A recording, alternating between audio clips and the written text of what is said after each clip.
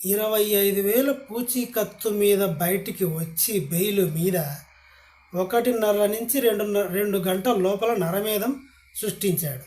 ఇంతవరకు మాత్రమే అందరికీ తెలుసు. ఇదంతా ఇల్లే. 25,000 పూచీకత్తు కాదు, స్టేషన్ బెయిల్ కాదు అది. ఎస్ఐకి సిఐకి 20 లక్షలు ఇచ్చాడు వాడు. ఎస్, వీడు ఒక మానసిక రోగి.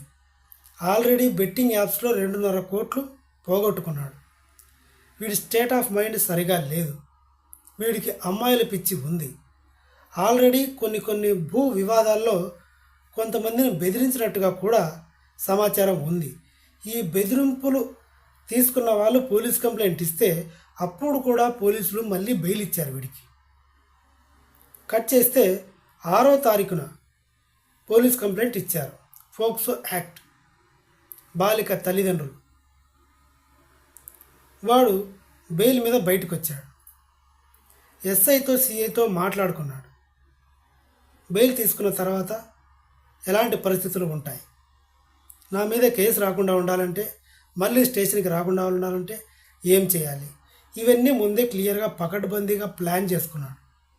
ప్లాన్ చేసుకొని బయటికి రాగానే ఆ ఇంట్లో కేసు పెట్టిన వాళ్ళ ఫ్యామిలీలో వాళ్ళందరినీ లేపేశాడు. ఇంటికి వెళ్ళి భార్య పిల్లల్ని కూడా.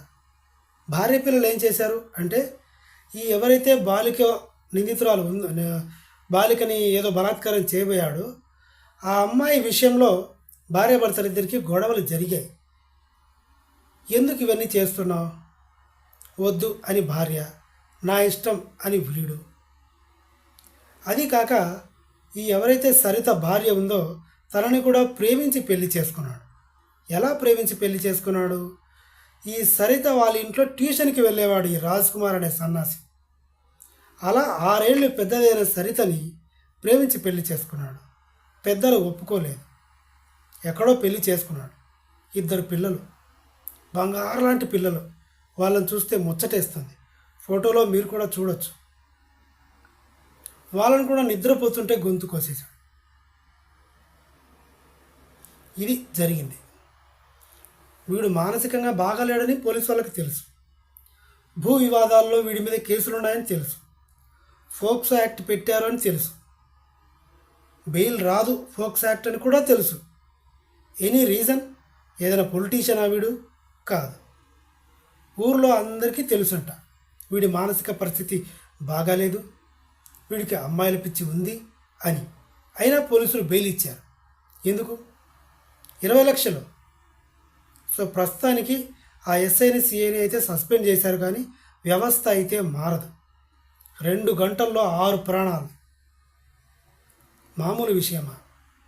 వాళ్ళు ఏం పాపం చేసుకున్నారు?